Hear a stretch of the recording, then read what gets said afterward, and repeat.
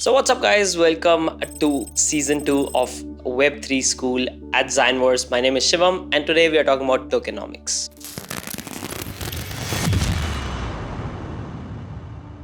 Now a lot of us in the cryptocurrency industry might have heard about the word tokenomics, right? So it's basically tokens, economics combined into tokenomics. Now first, let's look at what tokens are, right? So tokens are basically a currency that could be used either to stake, to keep the network secure, to do certain things on the network, maybe use as gas fee or anything of a specific project. Now, why is tokenomics important? Tokenomics allows people to get an idea of what the supply versus demand is going to look like for a specific cryptocurrency.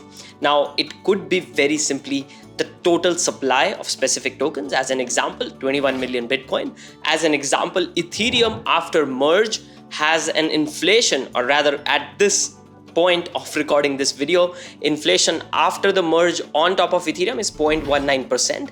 Right before the merge, it was about 3.7%. So 3.7% of supply was being introduced as inflation into Ethereum before the merge. It's 0.19% after the merge. That's a part of tokenomics. Me knowing that how many total tokens are there for a specific cryptocurrency that are ever going to be minted, for example 21 million in case of Bitcoin, allows me to at least gauge what kind of value that specific cryptocurrency is going to have. And in parallel, just to give you guys another example, a lot of people talk about a specific coin such as Shiba Inu going to $1 price point. Now, not an investment advice at all, but look at this example.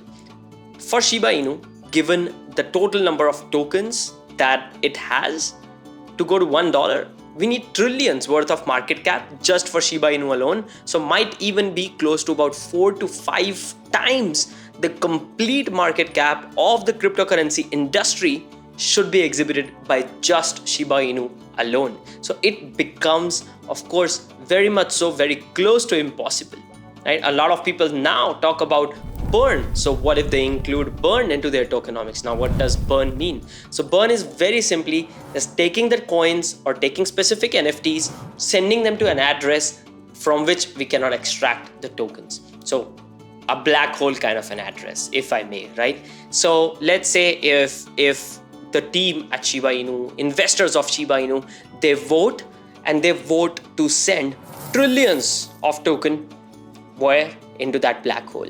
Let's say they vote to keep only 10 million Shiba Inu in circulation and send all of the rest, burn them, and then start to work on the utility of Shiba Inu.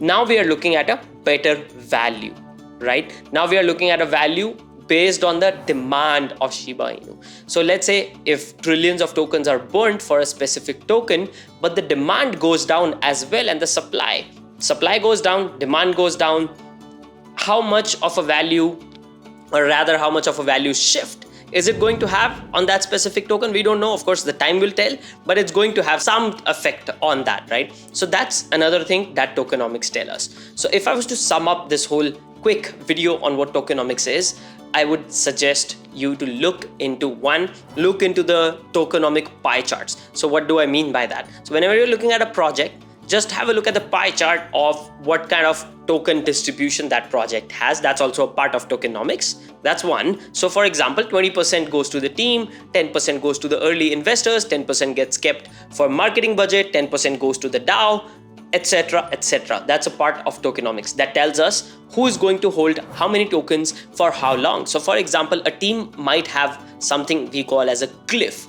Now, what does a cliff mean? A cliff means I don't get to see my tokens for that period of time. So if there is a 3-month cliff, that means tokens get launched today, and before 3 months are lapsed, I don't get to see a single token in my account.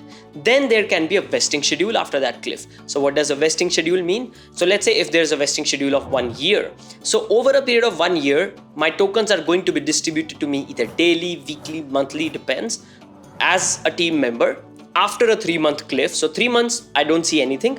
After 3 months are lapsed, I get to start seeing some tokens flow into my account, which I can start selling if I want to. So these kind of metrics allow us to figure out what kind of sell pressure or what kind of supply pressure a specific token might face in the market. That's a part of tokenomics. The same thing then goes towards demand. So let's say you are invested into a project that's planning to launch a marketplace, that's planning to launch a gas fee mechanism, that's planning to launch a burn mechanism, that's planning to maybe, let's say, launch a game that actually introduces some kind of token mechanics that are going to burn those tokens. What does happen with that? Burn, reduced supply, more utility in terms of games, in terms of NFTs, in terms of n number of things. That means the demand is going to rise. That can affect the price of that token or the value of that token in the minds of the holders as well, and of course the price in the markets as well. That's a part of tokenomics as well.